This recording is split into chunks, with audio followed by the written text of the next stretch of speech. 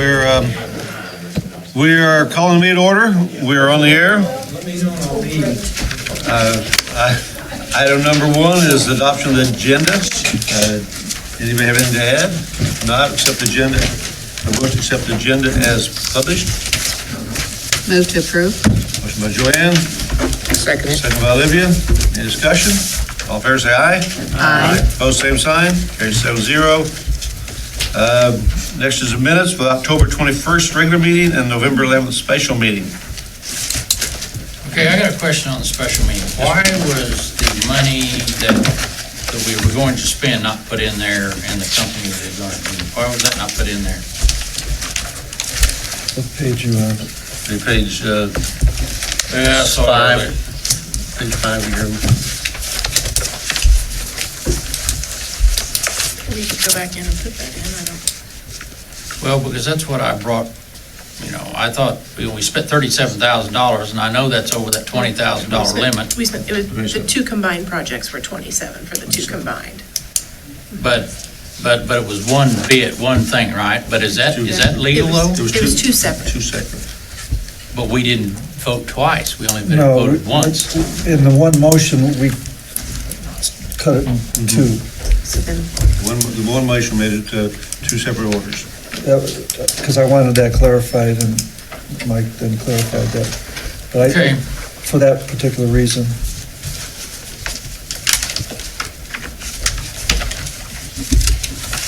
So are we good? Are you okay, Roger? Well, not really, because if it went to one vendor, for the same type for heating units, for a total of $37,000. it was 27,000. the total for the two separate projects was 27,000. When combined, it was 27,000. Okay, When the 27. two were combined. Yeah, but it was over the 20, but I understand, but to one, when you set it to one vendor, are you circumventing by doing that? No. I don't believe so.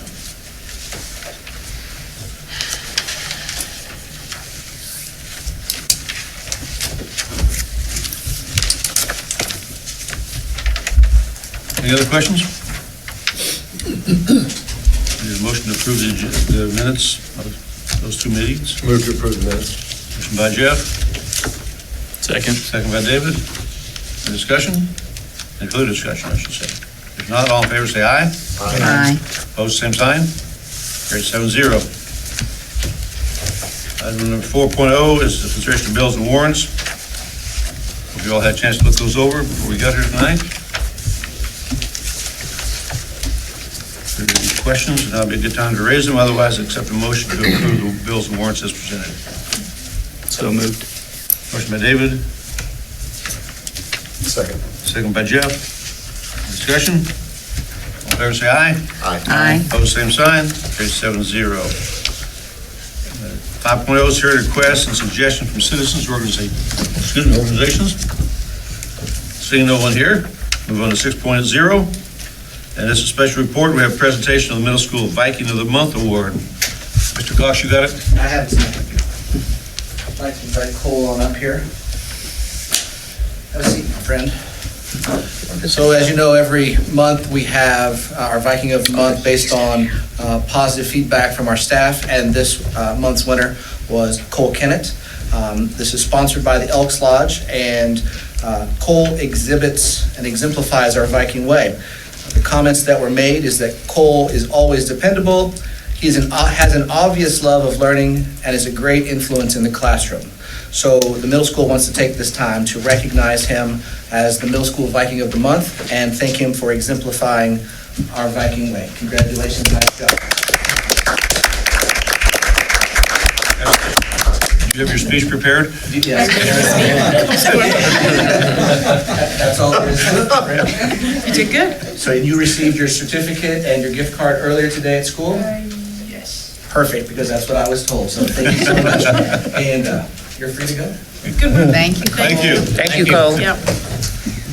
These guys hold us some work. That's nice. Thanks for all coming in and support Yes, Cole. thank you. Thank you. All right. 6B is presentation of district social emotional team. I think they're all out there. They're out there, I guess. They are, yeah. Not the whole team, but few representatives, so I think they're coming in, it's hard with that wall. It is. Yeah, it is.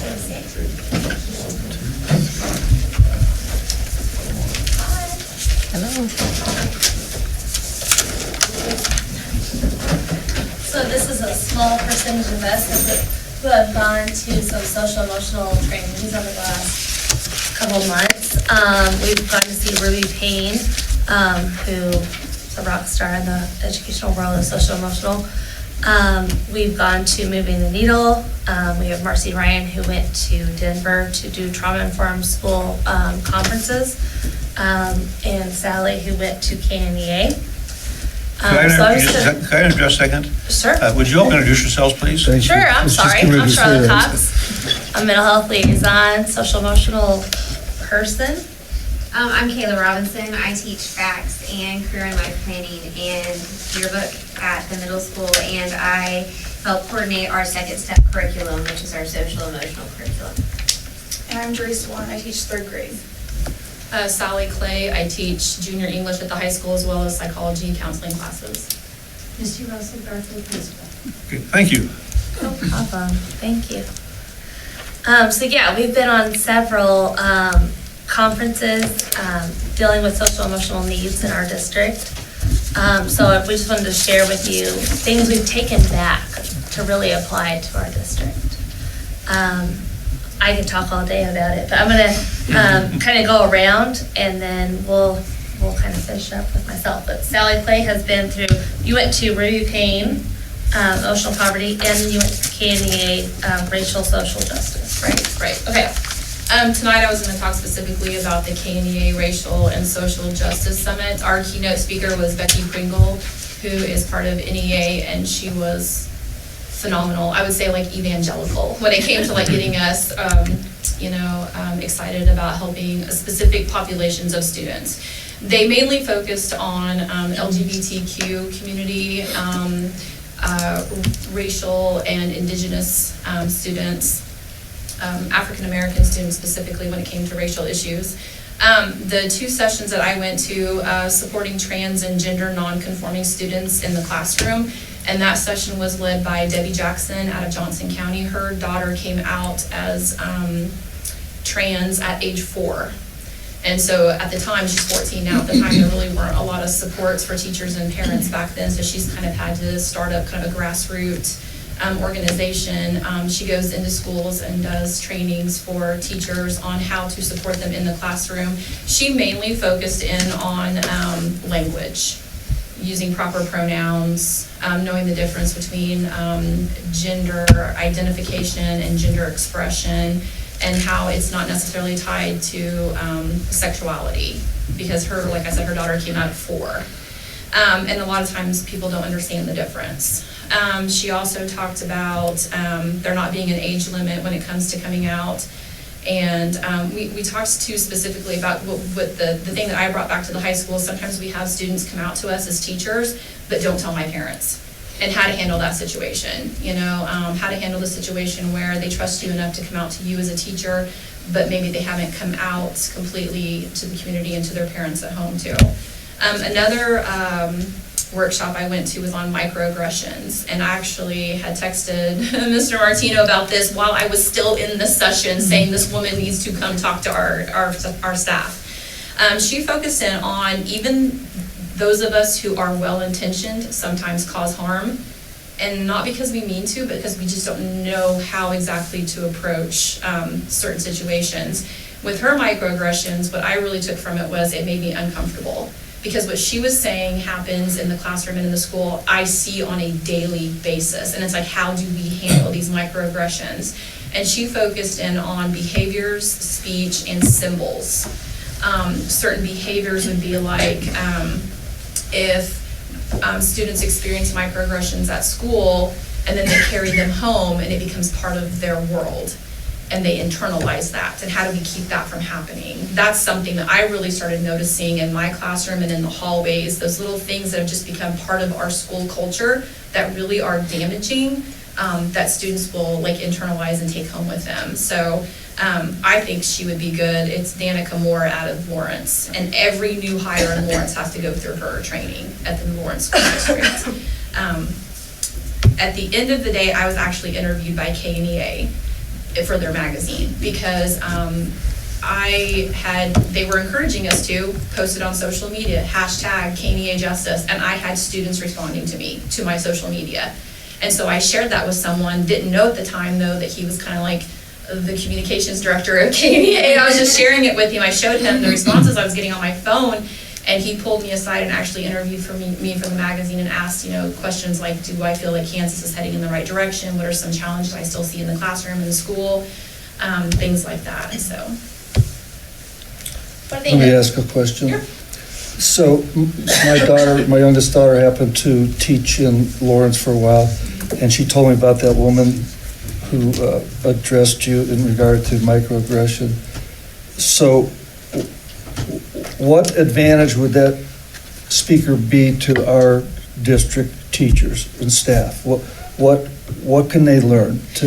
I see two different things. I see two different ways. I see the teachers who have the best intentions but don't necessarily know how to carry them through without doing more harm. And I see some teachers who maybe don't have a clue even how to recognize what a microaggression is, let alone how to stop the cycle of microaggression within the climate of the school. So I see two different ways. I see some teachers who really have best interests at heart, but they just don't know what to do with it, and then some that would just be starting at ground zero on recognizing microaggressions and stopping them in the school. What's an example of a microaggression? An example of a microaggression that she gave as far as behaviors go would be, one example she gave was African American students using the N-word in the hallways. Or if they are treated differently. For example, she said, how many of you guys have to worry about fixing your hair before you get on the airplane?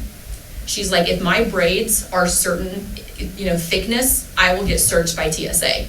Nobody else here has to go through that. She also mentioned just things like feeling each other's hair. That a lot of time ethnic hair, they're like, oh, let me feel it, let me touch it. And is that a weave? Things like that it's just like, why would you even ask that? But if you don't see it as a microaggression, if you don't see it as, that's not an appropriate question to ask. And no, we all have personal space in a bubble. You shouldn't be feeling my hair just because I'm of a different ethnicity. I mean, things like that, or examples that she mentioned. Yeah. To me, that's vital. Yeah. And I would suggest we figure out a way to address that, because I've seen it myself. Right. And didn't understand it until I got attuned to the culture, different cultures. Right. So. I think we have an asset in Sally as well, that she's not only a wonderful teacher, that she has her LPC and she's a counselor in the mental health field. So I think that's really awesome that we have her. It opened my eyes to little things going on in the school that, yeah, sure, I hear that all the time in the hallways, you know what I mean? Like racial slurs and stuff, but it's okay because they're of that ethnicity, whether it's indigenous or African American or even white, it doesn't matter, Hispanic. It's still, where did that start? That started somewhere, and they've internalized it. And she even said with herself that she would internalize microaggressions that she was exposed to at school and then turn around and take them out on her brother at home. And, it's just heartbreaking, so. Okay, so Misty, you have been to Moving the Needle this last week. Yes. Some takeaways? Well, they had a parent panel of parents from poverty. And they said, what would you want all these educators to know? And there was a dad that said all of a sudden he became, that had sole custody of 4 kids. And he said he had no car. And he said that he was alone and angry and he took it out on his kids. And there is an organization called Core Community. And when I was in Coffeyville, I knew it as Circles. And where you would, each person that's a part of it, and it's through area organizations like even an area food bank would recommend people for this. And then they're not mentors, but they are friends from the community, like two or three people would basically circle around that one person from poverty and help them climb out of it. And he said that before he was a part of that, he could not see his future and it seemed hopeless. But through these organizations, he was able to see a future. And the people that circled around him helped him set goals to get out of it. And that they realized that they were not alone, that there were other people struggling with them, that this group was non-judgmental. And then another thing that stands out is there was a project called Walk a Mile, and I picked up this brochure, but they took, I can't remember how many foster children, and they had them write their story, and then they decorated a shoe as a way of kind of self-expression. And so there were shoes painted with to look like there were cracks in it. There was red to show blood. There were nails going through it, and they had their story there of not only abuse that happened in the home they were taken out of, but a lot of times abuse happened in their foster home. And there was this was really the first, I've been to a lot of conferences over the past, well, even when I was at Coffeyville. And this was the first conference I'd ever been to that's main focus was about hope and resilience. So it still was about trauma, but it was more about the hope side of it. And that we have to portray hope for these families and for their children, help them see their future and how to get there. I have a question. So, what was the name of that first? Core community. Core community, is that a local or national or state? I take it to be a national. It used to be called Circles.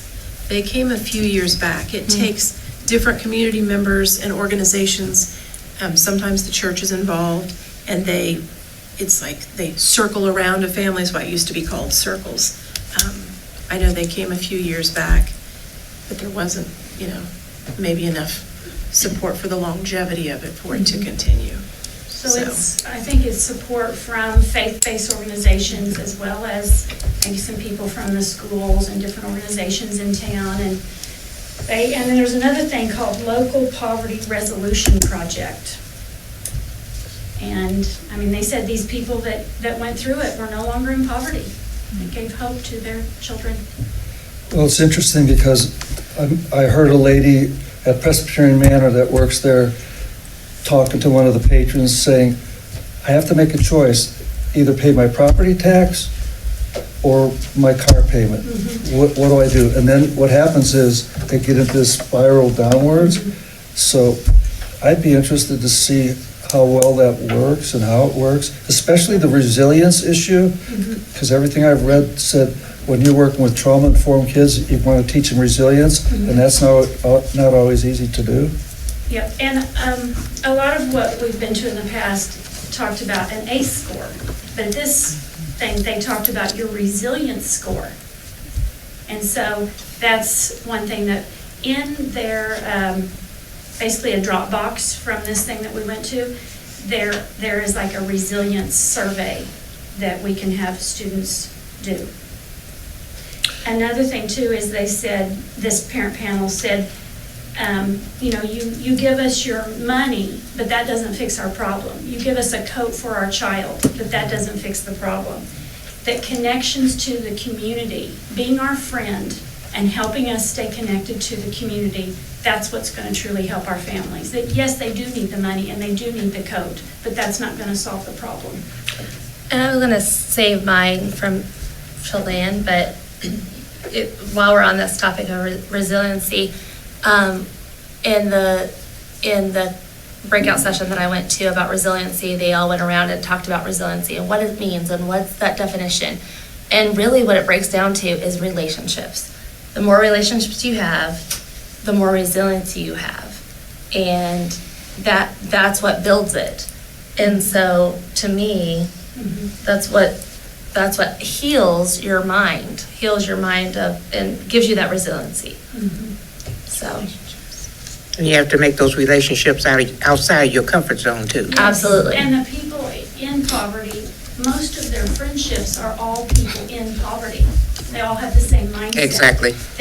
That we have to make the first step to get inside of their world and And that's help what's gonna heal teach it. them a different kind of Absolutely. mindset.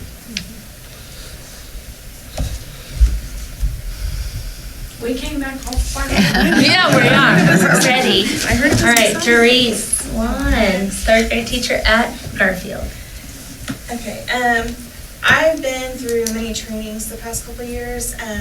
I went to Derby Hills to their trauma boot camp, and then a group of the teachers went to Derby Hills, and I've toured Coffeyville, and then the last one I went to was Moving the Needle.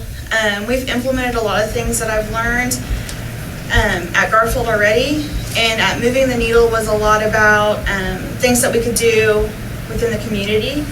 The core ministries I thought was really great, would be a great thing for the community. Another thing was a school did Family University, so every other month they would have families come into the school, and they would have someone from the mental health or something meet with the parents while the kids did a kid group, and you'd feed them dinner and all of that stuff. So I thought that would be something really neat to implement in the schools. And the last thing was build resilience for the teachers. So I think it's really important that the teachers build relationships with each other. And I feel like that's the next step that we are going to go with at Garfield. So. And part of our after-school program, what used to be the KRR, Kansas Reading Roadmap, they have a component where they have the family night. I think is it called Life? Life. And so that's the Life program where a child comes and they do some activities, and then the parents are able to get to know one another and have a meal and have some support. So it's a little bit of that, something similar. On that Moving the Needle, was Jeff Pegues from Coffeyville one of the speakers? He was. And He was on the breakout session. it's my understanding that the middle school's going to take a group to Coffeyville to, We've taken lots of groups to Coffeyville, and we have plans to do more. and the reason is, Just to see what they're doing, because they've been part of the redesign process. So December 5th, I believe, I'm going to take the high school over, the counselors and the social emotional team from there over there, and we're just going to see what they're doing. They're doing so many things that we're kind of already adopting, but just kind of get inspiration too. they also have a healthcare portion that They we do. don't have The yet. CHC is right on grounds at the When facility they there. built their facility, they were able to build a clinic. So they do have a clinic right there on site. So. Kayla Robinson. Oh, okay.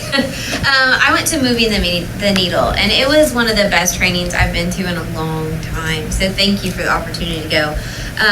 It was so inspiring. Whenever we went in, I had a mindset of what I wanted to find out about. I wanted to find out how do we come up with a plan for the community, because we can keep helping these kids every single year, but if we can't help the parents, then we're going to keep helping the kids and keep helping the kids. So I really wanted to figure out how to hit home. What do they need? What can we do? So Doris and I went to the what is it called now? Core community. I was fine until somebody started throwing out other names. I didn't know it as circles. But we went to that specific breakout session, and we're sitting there and we look at each other and we're like, oh my gosh, this is what Parsons needs. This is what we're looking for. So while I'm in the session, I kind of get a little excited about things, and then I just go. So I'm emailing all these youth pastors, sending them all the information, going, come on, come on, come on. I'm really excited because 3 of them have contacted me back, and they're like, how do we get this going? So they have steps for the program, and step 1 was find your champion. So find who's going to run the program, who's going to do it. They have 3 part-time positions that, because I found the lady afterwards and asked her more questions. And so there's 3 part-time positions that come with this specific program, and then you raise the money for it that pays for it for a year. And then it's a 20-week curriculum. The curriculum is not taught in a classroom setting, but it's taught over a meal. So there's one in Kingsman. Yeah, that's, in Kansas, and they run it out of the school. All the other places run it out of a church facility. So, then they sit and they have a meal with the families, the parents, and it's not mentoring. They're really, really specific on the vocabulary. It's not mentoring because mentoring implies different levels. You're friends. You're coming in there as human to human, and you're there because you love people and you want everybody to be successful. So somebody comes in, takes the kids, and then you guys sit down and have your curriculum over dinner. It includes some budgeting as well and how to get interest paid off and what you pay off first and all those things. So that was really inspiring. I was so excited, and I was even, luckily my brother's a youth pastor, so I was like, hey Drew, and so we were talking about it last night. He's like, okay, one of the steps is go to visit. And he's like, I think I want to go, and I said, oh, I'm going. So I'm really, and Doris was like, I want to go too, and I was like, it's all right, I got hotel points, let's go. So it's in Great Bend, so it's 4 hours away, but that's definitely something that I'm passionate about because I love my kids. Everybody up here, we love our kids, and we want the best life for them possible. And we can give it at school, but unless we take it a step further, we can only change so much of their world. But one of the guys said, you know, if you really want to change a kid's world, help at home.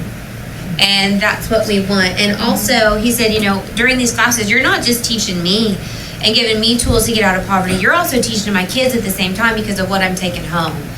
And so that really struck home because we want those forever changes, not those, you know, little changes. And I didn't know how to get there. So for the first time, I'm like, maybe there's something that's going to really, yeah. Doris and I were like, we're ready to change the world.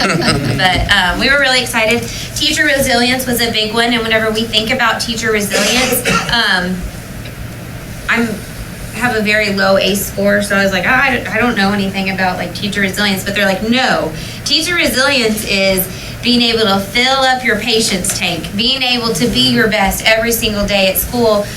Because when the kids just get dysregulated, sometimes as teachers we get dysregulated as well. So it's kind of finding that time just to come back and center. And I text John and I was like, can I have the next staff meeting? And he's like, what are you up to? And I was texting Tyler, oh, next detention. Can I do detention? Because I have an idea. So they talked about resilient circles. And so for detention, instead of just sitting there quietly, it was you circle up and you talk about what got you here.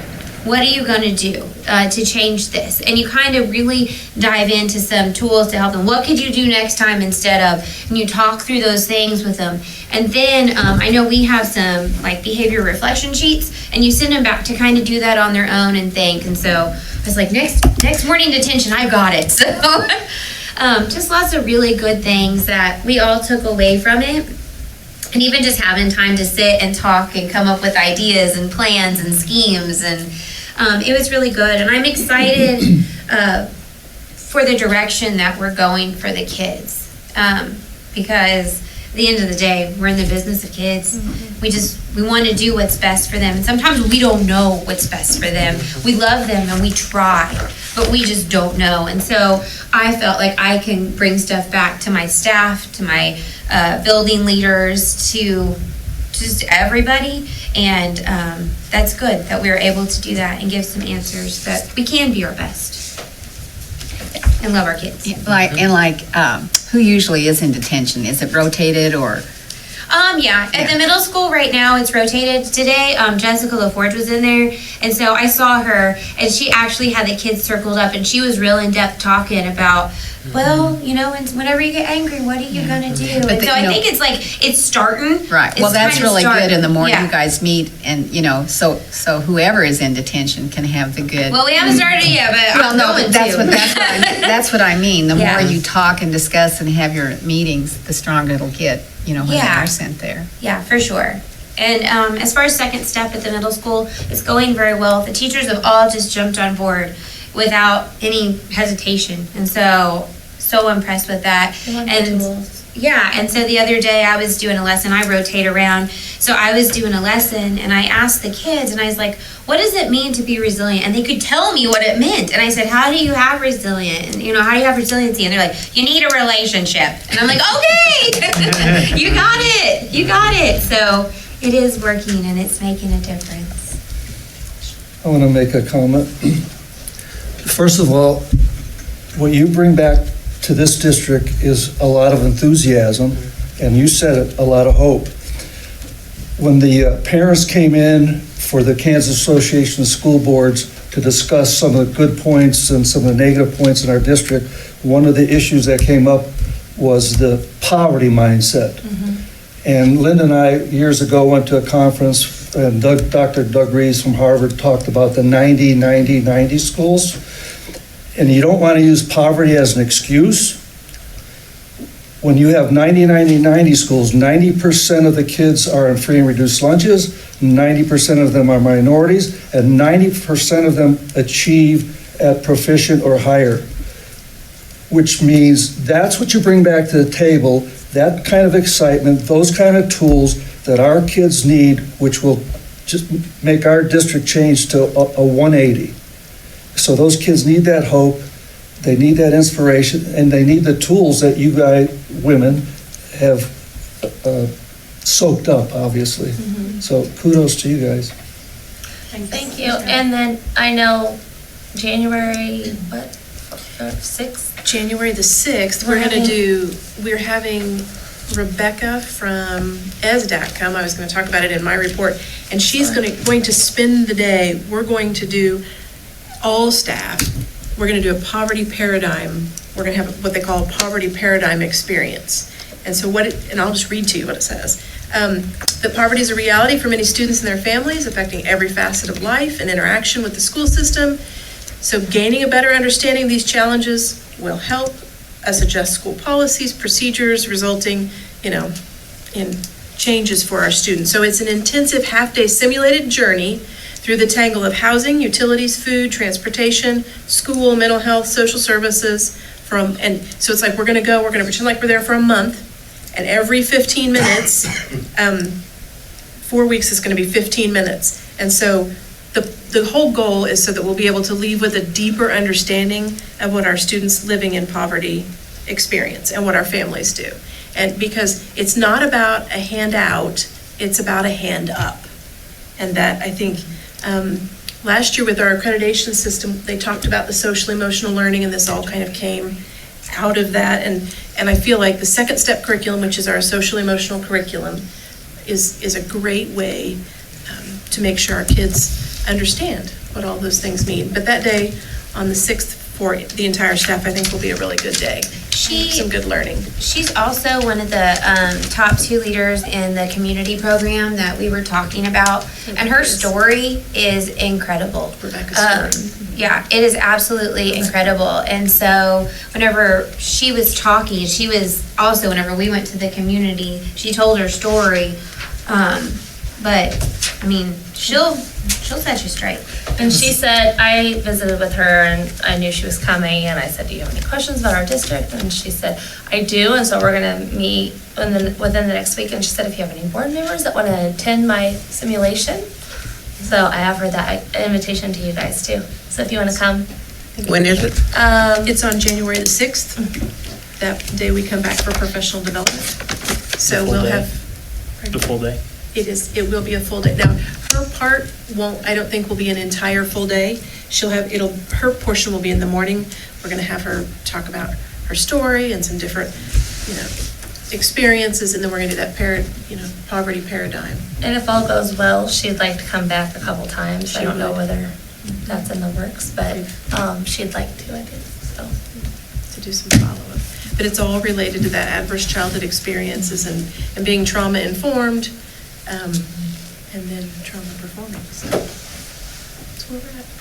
I appreciate these ladies and gentlemen. Each individual school has a team, and so these are folks I that feel like we're volunteered to focusing go. on that conference because we've was just seen last Ruby week. and we've seen a lot of different things. But the bottom line is that we all just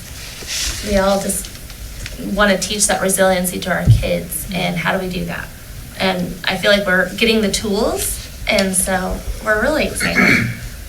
We're on the right track. Oh yeah, for sure. Thank you. Thank you so much. Thank you very much, appreciate it. All right, we're at 7.0, report of the superintendent of schools. Okay, so the Bright Star musical was a big success. And when I talked to Mr. Burke about it, there were 45 students that participated in getting that ready. They were either on or off of the set. Plus, our kids built the set and Yeah, I designed thought the it. set was really impressive. And the way they Yeah. changed, The way they moved it it around. was great.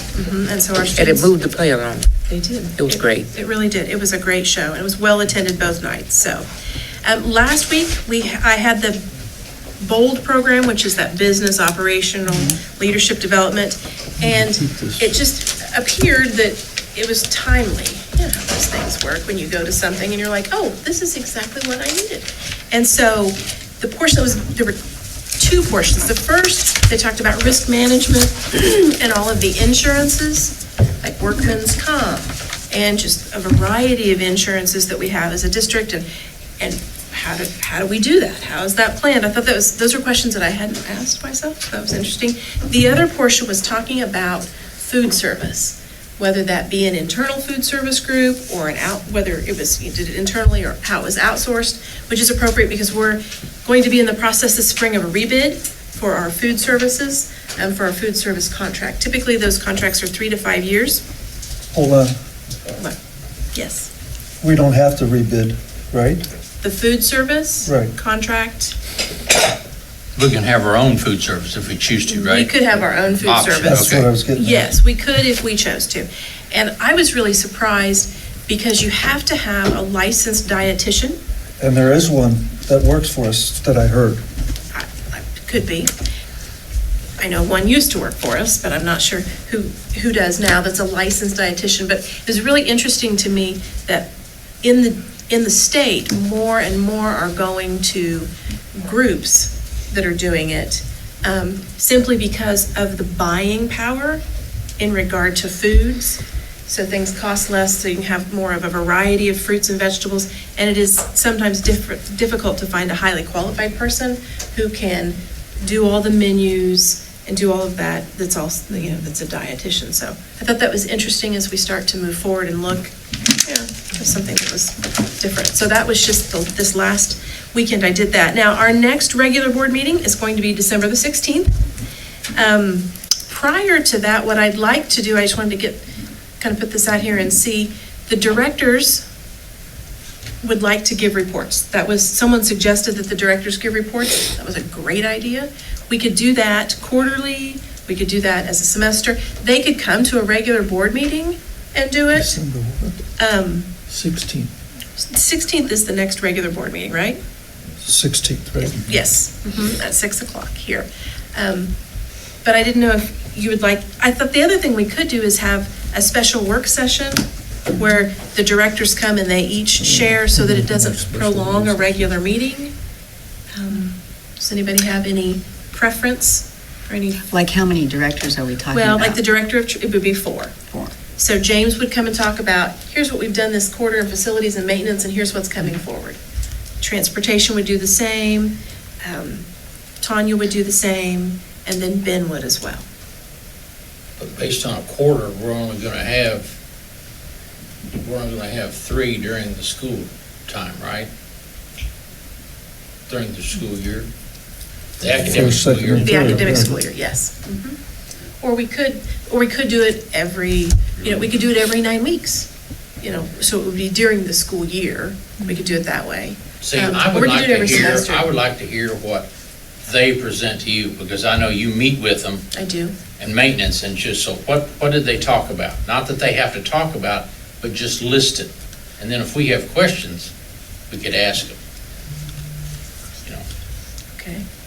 Instead of a report, Roger? Yeah, well, if they wanted to, Mhm. if we had questions, or this is our highlight, but if we wanted to know, like specifically in maintenance, what are we gonna do about this roof, or it's coming, we're having problems here, as I understand, what are some of the things That we that we talk don't, about when that we we meet. talk about, we don't know about, they're talked about, Right.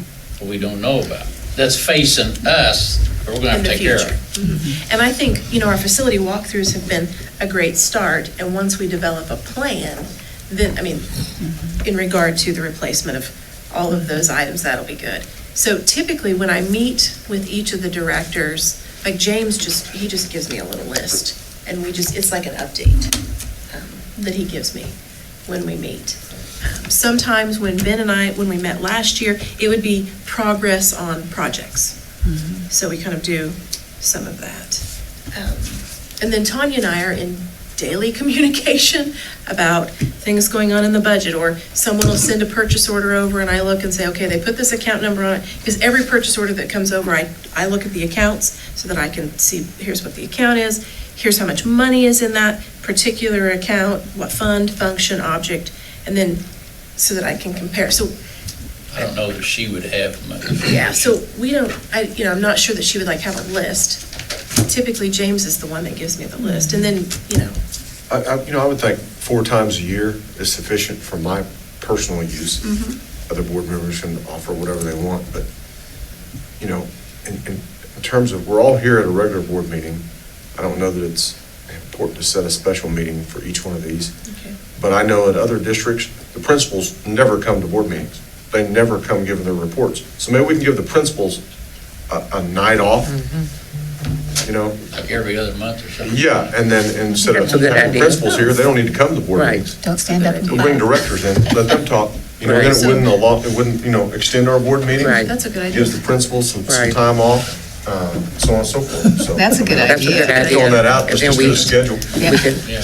yeah, Okay. rotate Hear that from back everybody. and forth. That's to say, the They're principals clapping back there. are like, We like this idea. So, but, I mean, I'm just throwing it out. Well, That's a good idea, that's a good right. idea. Yeah. Okay. It And so makes we a can lot just- of I'd like to see it done at a board meeting. At a I think it's regular board important that it's done at a board meeting, Sure. Monday night board meeting.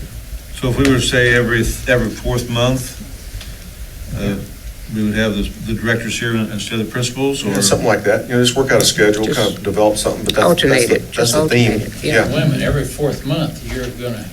we're not That's gonna only see Every her 3 twice months, then. every 3 months.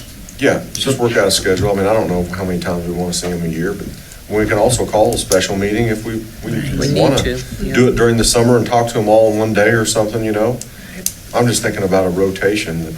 Right. I'd rather hear from them during the school year personally. Okay. Summer, I'm not too worried about, except maybe Me neither. maintenance, but yeah, I'd rather prefer every other month, because, there's typically things are coming up that we don't know about, obviously. We could ask specifically. I can sure come up with a schedule. That just doesn't take board action, just. No, it doesn't. Just, I just kind of want to yeah. talk about it. Nod our See. Throw it head, out we're and gonna we do can, it. See, Maybe okay. the first one would be in January, and I will get, because we've heard from Ben. Typically we hear from Ben quite a Yeah, bit. technology and maintenance is where it all is, Right. timed before the budget or as needed, but. okay. All right, I can do that. What else have we got going on? Okay, so December the 20th, that is the last day before winter break. Teachers are dismissed at noon that day. It'll be the end of the second quarter, so they'll be doing grades in the morning. December the 23rd through January the 3rd is our winter recess. January 6th is that professional development that I was visiting about earlier, that the ladies talked about, that poverty paradigm experience. We're looking forward to that. And January 7th is when students return. So students will be back in the building on January 7th. I've had a couple of parents ask me, this is down the road, have we ever had parents on the calendar committee? A parent on the calendar Oh, committee. parents. Oh, parents. Because I've been on it, we haven't had any. Unless it Or was, students yeah, unless it was an employee that happened to also be a parent. But otherwise, We haven't had any invited as a parent, no. no. What's the value of having a parent? I mean, I guess I'm just thinking that all parents probably think about things a little differently. What's the Well, value? my thought is, some of the way we take off certain days, maybe parents have a different thought. We're here for the kids, obviously, we all know that. But parents might see it in a different way. And historically, teachers have made it up, and I can remember I was on those committees. We took what was sometimes best for us, but sometimes, like in the last ones, we always used to take off spring break when the region schools did. Well, the regions don't have the same spring Yeah, I know. break this year. Pushed it all But, up yeah, and this that's the year. thing. They all took a But different one. the community college, when our kids are off, they have to take classes because we aren't with Yeah. the community college here Mhm. or the college at home. And I know it's different, but I just I just wondered if they might have a say, want to have a say. That's another way to get the community involved in Exactly. Yeah. food, and that's what we keep Yeah. saying we want to do. But do we want to do it? And I see your point. It's always been the other way. Yeah, my only concern with it was the thousands of parents we have in this district, and you can only add one or two. We can get them Yeah. involved, but the Right. one or two, I don't know that they're going to be representative since there's so many things those parents bring to the table on a scheduling aspect. That's all I'm saying. Yeah. Well, either they make it or they don't, but at least we invite them. If you want to come and provide an input, look, this would be better for us instead of taking off Wednesday afternoons or Thursday afternoons, you know. I don't understand because I don't deal with my kids anymore, so, you know. I don't know, that was just. But it is another way to get them involved. It's an It is. involvement, It is. yeah. Building relationships. And before you know But it, just it's keep time to saying build the that. next calendar. And understand why we do it like we do it, and Right. take their suggestions also. And that could be Exactly. something that at site councils, they talk about in building site councils and get suggestions as well from some parents that attend those as well. Okay. Any other questions for Lori? Anything else for me? 8.0 is report from Tri-County Board meeting. It was a short meeting, but we had a lot going on. We got a really good report on the Job Olympics that went on this last month. Had a lot of kids, a lot of volunteers. It was very successful. The only action item we had was we approved letting the TEC kids out at 1 o'clock on December 18th because they don't have enough staff to cover with other. What is TEC? That is the Technical Education Center. Yeah, the Tri-County Education Center. And it's It's a class that's at Independence. It's held in one of the Tri-County facilities. So we have 6 students. I think we're 6 here, yeah. 6 of our students attend there. In the director's report, remind us that there's legislative lunch on February 6th. We're allowed to take 2 board members. So if anybody would like to attend that, it's in Topeka. I suggest that Lori know so that we can get, we'd like to have at least 2. We can take 2, so we'd like to take the 2. We signed an agreement with E-rate, with Greenbush to help do our E-rate work next year. That's federal funds to help pay for some technology, telephone, and it's changed a lot in the last few years. But Greenbush helps us do that so we get the most bang for our buck. And Joanne, we're out at 6:25. I'm happy for you. When's the last time that Emily McCambridge has been at Parsons School District? She was Here. 2 weeks ago or a week ago. Emily and I meet once a month. She comes to Parsons and we meet. That's something she's instituted this year that the director, she visits each of the individual districts.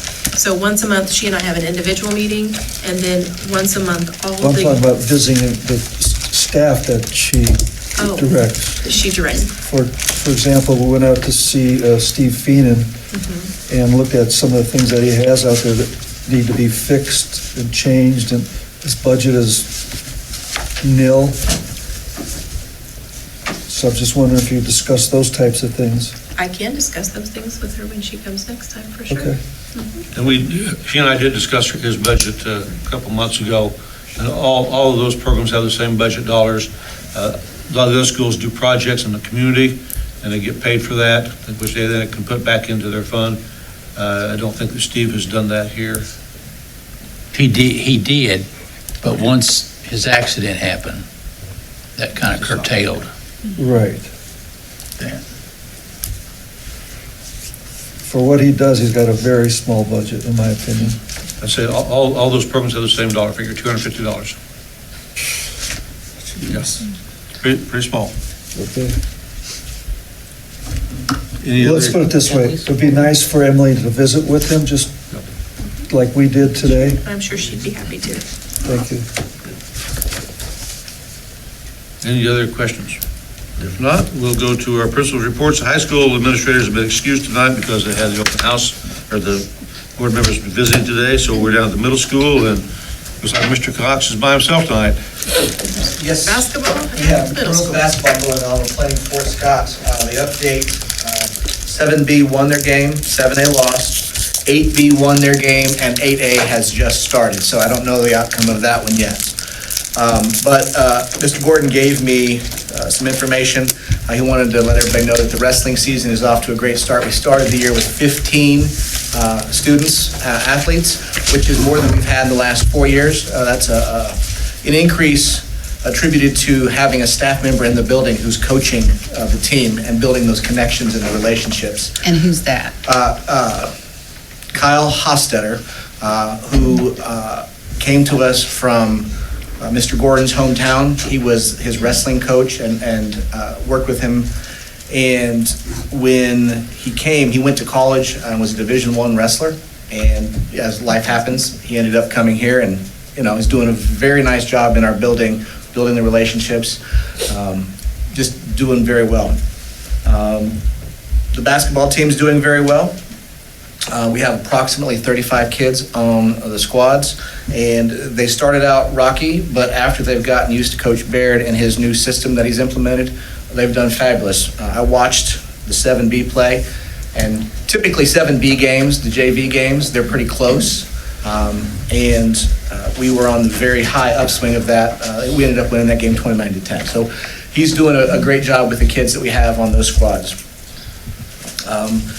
Getting to the principal side of things, our middle school Facebook page has disappeared. So I don't know how many of you actually follow that particular page, but it's gone. And Facebook doesn't really care. Yeah, we've contacted Facebook. We had 850 plus followers.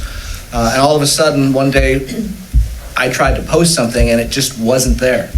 And so I got in contact with Matt Peak. He tried to reach out, and they don't listen. It's such a big money business, they don't worry about it. So we've taken steps to get a new middle school Facebook and attached it to Apogee. Right, and so, because what was happening was the Facebook before wasn't attached to Apogee directly in the beginning, and so this one is, and so anything that the middle school then posts on Apogee, because they'll do live feed at places other than Facebook, we're gonna continue to have that information and access to that, because it won't be Facebook that just disappears. Correct. So Because for some reason it became unpublished. Yeah. And so I went looking for our new middle school page today, and we have to get back in contact with Matt because there's a problem connecting those two things. There seems to be two middle school Facebook pages, so we're going to work on combining those. This week, the middle school is participating in No Swear November. So you can see my blue wristband. All of the staff and students at the middle school are participating in that. It was an idea that was brought to us from the JAG program at the high school. The president of that came over and said, hey, we'd like to start this over at the middle school, see how it goes. And she had an assembly on Friday, and we started it this morning. And so far, we're doing very well. I still have mine. It's a good thing. And, it's one of those things that it brings attention to issues that, when you're out at recess, you hear kids saying things that they normally shouldn't say, and you go over and try to correct it. And this is just bringing an awareness that you need to watch what you say, because you never know who's listening and what you say could be offensive to somebody else. So we participated in that. I understand there's supposed to be a prize at the end. For those of us who still have our wristbands on, we get into a drawing and we get a fabulous prize. So I'm looking forward to winning. Our quarterly life skill class, we've got that scheduled. We're going to participate in that, similar to the adulting class at the high school. We're going to do that during our expo on December 4th. We're in the process. We've got a handful of kids that we still don't have the data from our survey of relationships. So we're working that down and making sure we have all of the data before we present the information to the staff. I was told that we have about 5 kids left who were absent the day we gave the survey. Once we have that data, we'll present it to the staff and see what we can do to increase. The data looks really good. I was looking at it the other day with Mr. Gordon, and the majority of our staff have relationships with at least 50 to 60% of our student population. We have staff as high as 90%, and those staff have been here for long periods of time. So that's tremendous. It speaks well of the staff that we have. And those were students that identified staff they had a relationship, not an adult that said, oh, I have a Correct. relationship with this kid and this. These were students that said, well, I could go to this person and this person and this person. That's who I feel connected Correct. to. And then we reverse that and do it for the staff so that we can put the right people together and make sure that we're doing what's best for kids. We hosted our 4th annual Gourmet Hot Dog Night on the 5th of November during the girls' basketball team. And unbeknownst to us, we had an emergency practice fire drill during the game, and it was a success. We cleared the building in less than 3 minutes, and it was good. And since then, they've changed the smoke detector in the concession stand. It was a smoke detector and not a heat detector. And so for the last 4 years, we've been operating and never had a problem. Thousands of bags of popcorn on one night on a fluke. And there was no smoke in the area. It was just that sensitive. So it was a good test of our planning and our processes that we were able to clear it and take care of that. So everything's going well, you know. We have our issues as every school, but we're working through those, and I'm excited that Kayla is on board with our social emotional and excited about taking steps to continue moving us forward. Any questions? Thank you, Mr. Cox. Thank you. So the elementary, Mr. Freeze, Mr. Russell, and Ms. Gardner.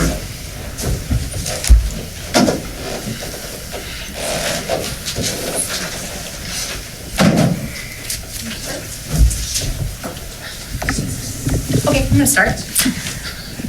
Thanks, Christy. I just kind of wanted to talk about conference numbers because I thought that Lincoln's was really impressive. We had 96% building-wide for our conferences. Our teachers work hard. If they don't get to come during that time, they call them, they meet them during their plan times, they meet them in the morning, they meet them in the evening, they meet them wherever they need to meet. And 2 pre-K classes went to Good Samaritan to show off their Halloween costumes during Halloween. And we're going to kind of partner with Good Samaritan, and we're going to do some activities there. And so so on this September 26th, 2 kindergarten classes are going to go there to do their Thanksgiving Day program for the residents, and the other kindergarten classes are going to go uptown and do some poems and songs just for the businesses, kind of like Thanksgiving caroling, a little bit, weather permitting. And then we've had some mascots join us in the morning when I'm out there greeting the students. We've had the fire pup from the fire department, Chris the Cardinal from LCC, Victor the Viking came last week, and I believe tomorrow Power Panther is coming. So the kids are enjoying that. I mean, we have some that enjoy it more than others, but sometimes we have to walk them around the mascot, which is fine. But some upcoming events, the kindergartners are going to do a walking field trip on November 25th. They've been learning about communities, and they're going to go out into the community and go into like the post office and the fire department and places like that. Their kindergarten is also going to have their Thanksgiving program on November 26th at 2:30. So if you guys want to come see some cute kindergartners, come on down. December 9th at 6 o'clock is going to be our Christmas program. December 12th, a group of kids are going to go sing at Presbyterian Manor. Presbyterian Manor had called us. And December 13th, first grade is going to have Polar Express Day. December 16th, first grade is going to have Grinch Day. December 18th, Gingerbread House Day. And the 19th, we're going to do a sing-along. So if you guys want to come sing with us at 2:10, that would be great. And then I just wanted to tell you that since the beginning of November, we have had 10 enrollments at Lincoln. So, I mean, that's a lot of kids coming in. And I just think that's just fantastic. I mean, it is. Lincoln's the place to be. It's good. I do have a question. Yes. What percentage of your parent-teacher conferences are attended physically without phone, notes, whatever? You mean at the very, very beginning? I would say probably, and I'm just guessing, I would bet about 85%. Maybe 85, 90%. And then once you get those 2 days over with, that's whenever the teachers, they start calling, 5 minutes after the conference should have started to try to get them into a spot that doesn't have somebody in it. And then after that, then they continue to call and try to get them to come in. And okay. So it's not, I mean, it's, I bet about 85%.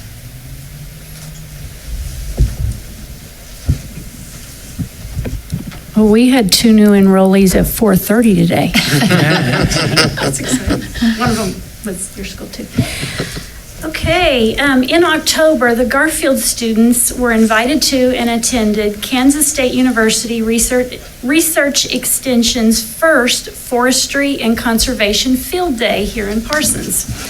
The students participated in hands-on activities to learn about trees and their role in stabilization along stream banks and conservation in general. Just the topic alone, you would think this would be something that wouldn't be quite entertaining to second and third graders, but they loved it. They had big boxes, I guess it would be a trailer, and they had water in it and sand and little farms set up, and they would turn on a faucet and it would show how it would cause erosion to take place.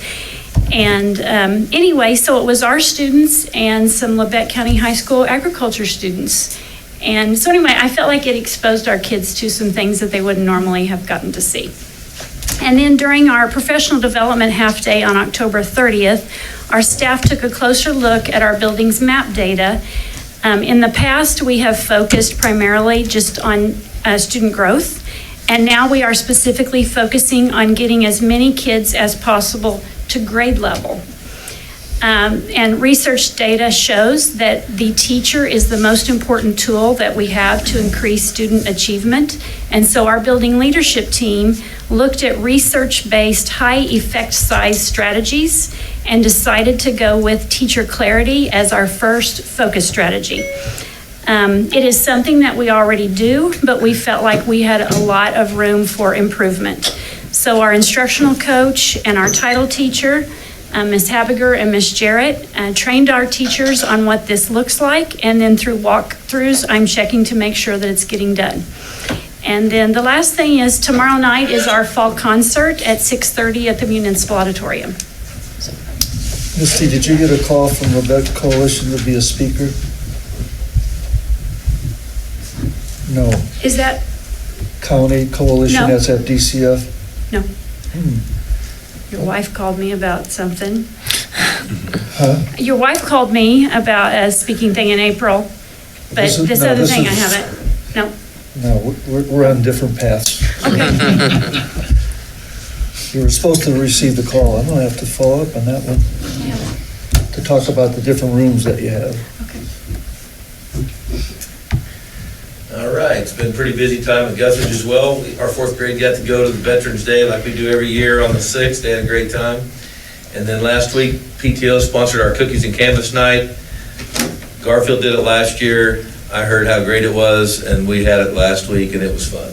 Had 25 kids and 25 parents, and Miss Skinner was our art instructor, and we had a handful of parents come and make the easels out of Casey's pizza boxes, and it was a fun time.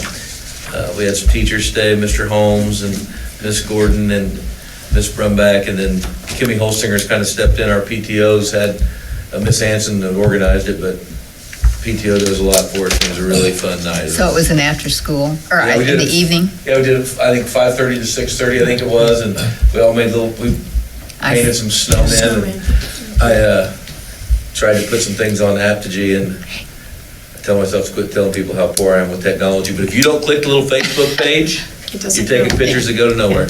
But you did get some on, Yeah, because I but did see a lot it. of good ones didn't get on. Yeah. It was a good time. And then at our site council last week, at our site council, we took some time to talk about our professional development that we're doing and our district-wide focus on the social, emotional side. It's nice that we can talk to our site council about the challenges that we're trying to address as a building in the district, and then we shared the long-range planning and just kind of got their initial input, gave them a copy. They're supposed to send me a text or something of how they feel about it, and we're talking about that with our building as well, and we'll feedback with you a little bit in November.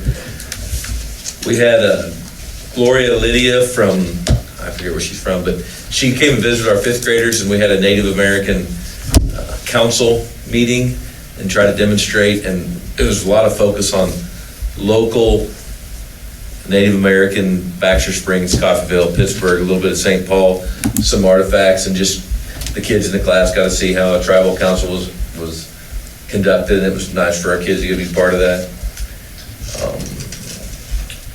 they're gonna kind of, fifth grade has a Thanksgiving dinner planned, they do it, we've been doing it the last 4 or 5 years, a traditional Thanksgiving dinner. If you wanna come, that'll be on the I didn't write the date down, 26th, yes.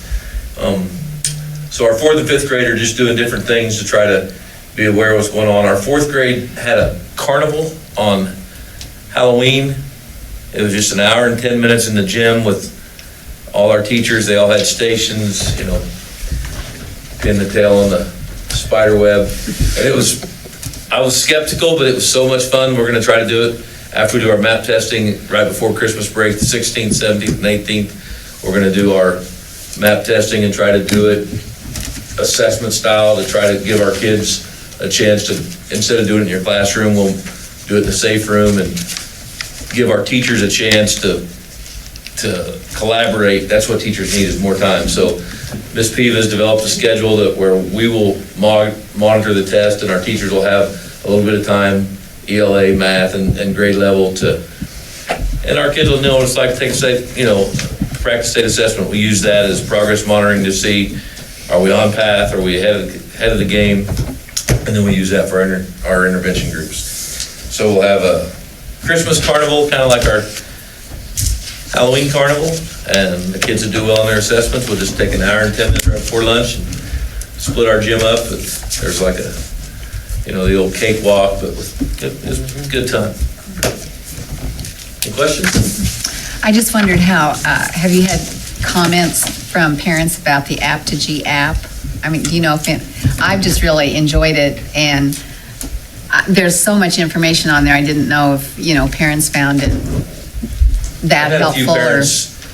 I don't do Facebook enough to really be consistent, but it seems like if I ever put something on Facebook, someone sends me a thank you or appreciate it, which just makes you want to do it more. It's just hard to find the time to do it. Well, I've enjoyed seeing everything that you guys put on, because it just... Our most looked at post was when I put Ryan Willis, our student teacher, on there, and it just went wild. Ryan, wow. He's that type of person. Any other questions? Thank you all very much. Thank you. We have no old business, so new business. 10.0 is action on donations. Ms. Ray. Okay, and that's on page 38 of your packet. So donations for the month that were received by the end of October. The district office, there were none. At Garfield PTO, a donation for parent-teacher conference meals, $150. At Lincoln Elementary, PTO donated for parent-teacher conference meals, $175. There was an anonymous donor of 8 children's coats for $160. Austin Sands made a toy chest donation for Mrs. Winder's Toy Chest, valued at $5. Isaac Wiley made a toy chest item donation for Mrs. Peak, valued at $15.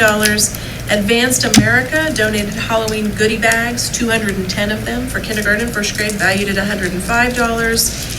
And then Miss McGuire's Scholastic book donors, and each of these donated $20 so that the student would get a new book each month.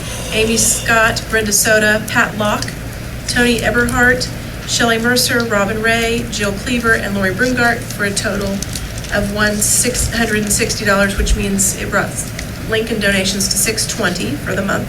Guthridge PTO donation for the parent-teacher conference meals of $150. The middle school, the city of Parsons, made a donation to the middle school's fishing club for $300. At the high school, the donations, Joel and Melina Franklin made a donation of $50 to the Honor Flight program. There were anonymous donors that donated to FCCLA's the Don Barkus benefit, totaling $450. Stevens Vending Corporation for the Positive Reinforcement Program, $46.03.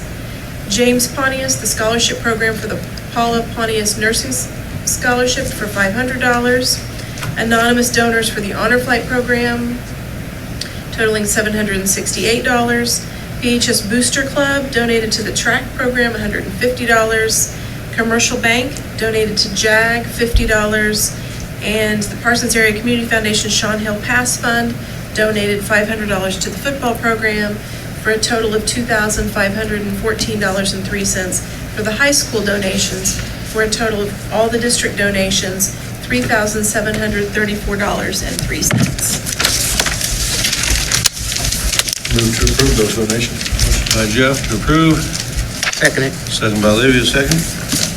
Discussion? All in favor, say aye. Aye. Opposed, same sign, carries 7-0. 10.1 is the voting delegate at the KSB convention next month. You received in your packet the information. All the new stuff was in red. We spent 2 days in the last 3 months putting this together, and I recommend that you allow me to vote yes on each of these items. Any discussion, any questions? Yeah, page 5 on the full funding of IDEA. How far you guys think you're gonna get on that? That's Not very far. That's a rhetorical question. Not very far. It would be nice to get that 40%. What are we, 18? Are we even that high? I don't even think about that. I was thinking we was near 12 to 13%, but I don't know anymore. But it's not near what it's supposed to be. It's killing us. Just Okay, with that? Yes. We move forward to executive session 12.2. Executive session for personnel items. I think we'll start with 30 minutes with the administration. Present or not present?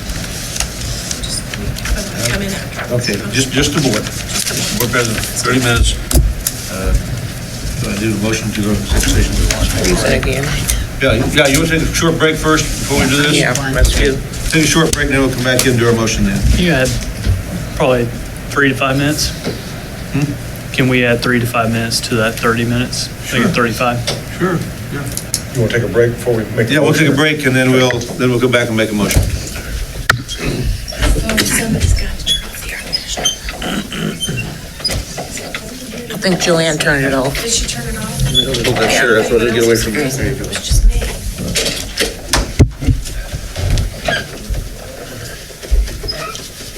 It's cold.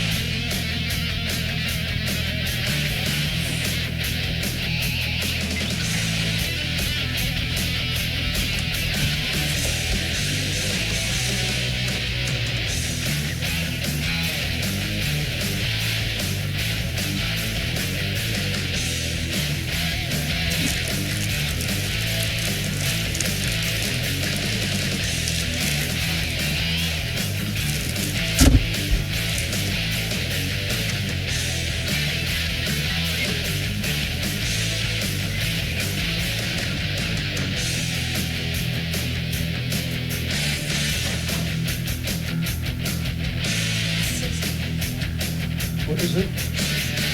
Oh, my God. Oh, of course, I said 18, 16.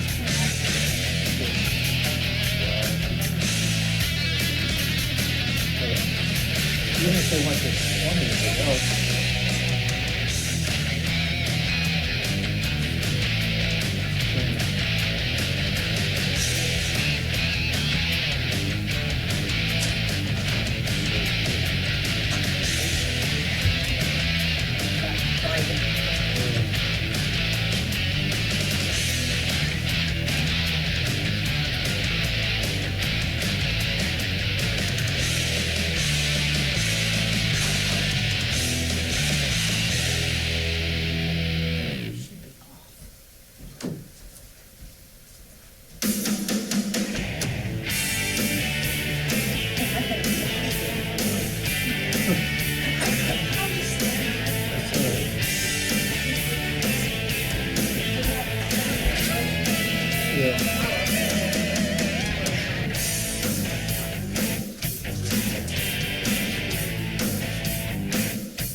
had a nice compliment from our substitute teacher, said, that man is really nice. I know she was a student.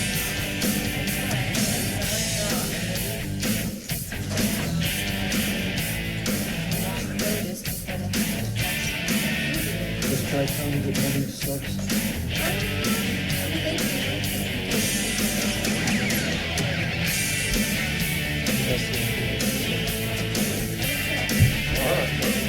I will be getting my license.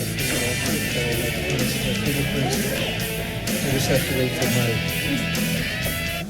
my background check. I have to do a background check for the crisis center and the same background check for the school. It is the same number. You should have like a little card that says, I do the background.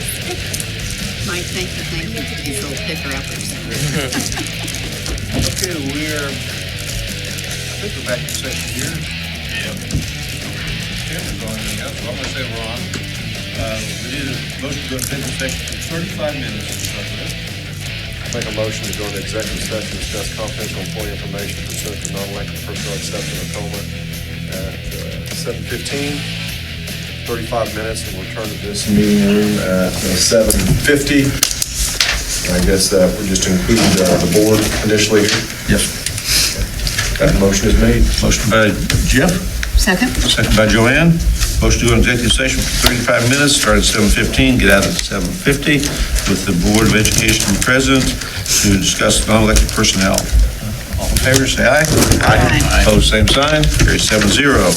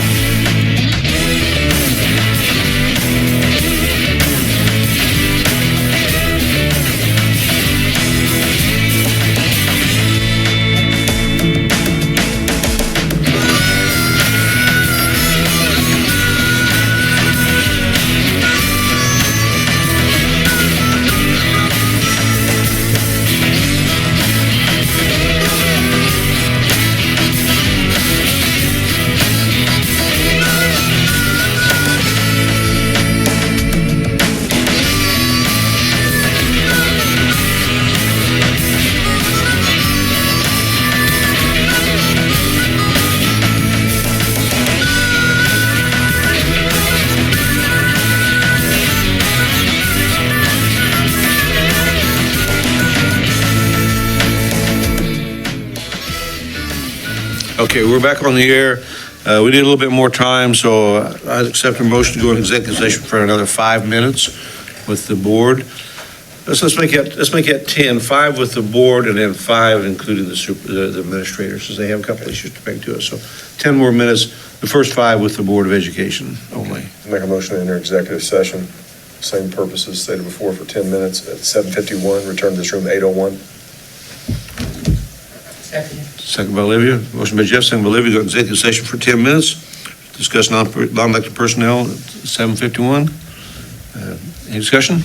All in favor, say aye. Aye. Opposed, same sign. Carry 7-0.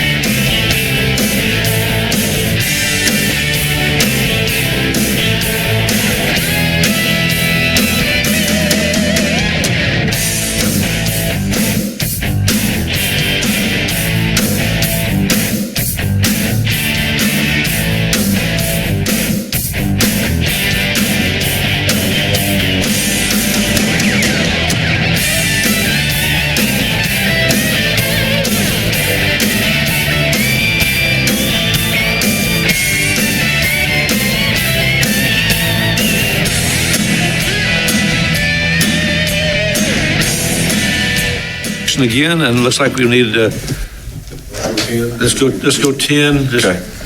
All right. Same people, same thing. We've got to bring in both administrators. I'll make a motion to enter executive session, discuss confidential employee information pursuant to non-elected personnel exception or coma at 8:02 for 10 minutes. We'll return back here at 8:12. And the motion will include the superintendent, assistant superintendent will be in the session with us. Yes. Motion by Jeff, second by Olivia. Olivia. Any discussion? Both of them, yes. All in favor, say aye. Aye. Opposed, same sign. Carried 7-0. Both of you.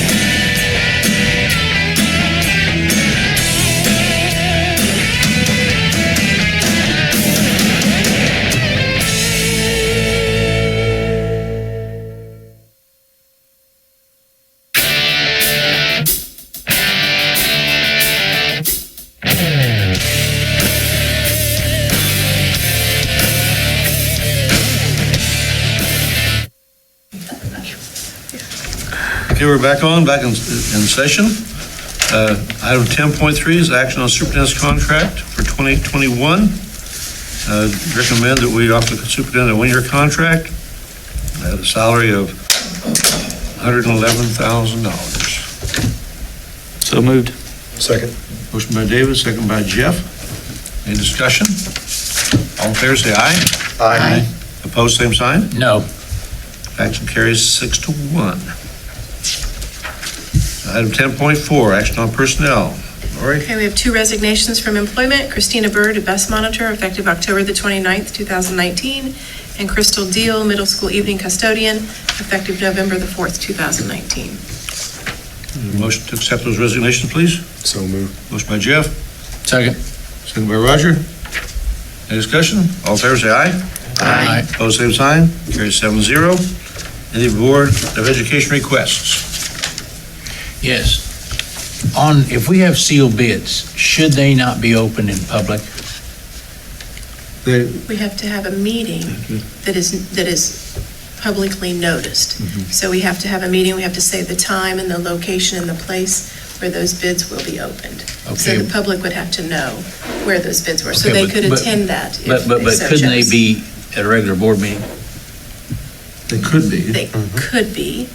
But I was gonna say, we've taken things before and I've never said anything, I've never noted anything, we had a meeting of anything, but like, if we're bidding on whatever it is, the intercoms or whatever, that ought to be a public where people could go. Because otherwise, they're just opened by normal people, or whoever, I Well, guess, right? now my experience with sealed bids was there was one sealed bid that we did last year for some piece of equipment. What was it? Yeah, the mule, I think. People were Right. offering to buy it. And so we just told them, this day at the district office, at this time, the bids will be open. And it was so people could come, and then we just opened them at that time. But I think it needs For to them be to noted, purchase so if the something. board member wants to come or you want to do it this meeting, but I think all sealed bids need to be, anything we buy over that 20,000 bid needs to be opened in public and notified, because I've been on there 2 years and I've only known of maybe the one. And as I've been here all of last year and this year, and we've only had the one sealed bid that I can remember, which was the mule. And that was someone else purchasing it from us. It wasn't us looking at bids and then determining what we Right. wanted to purchase. Anything else? Meeting is adjourned, 8:15. Thank you all. Thank you.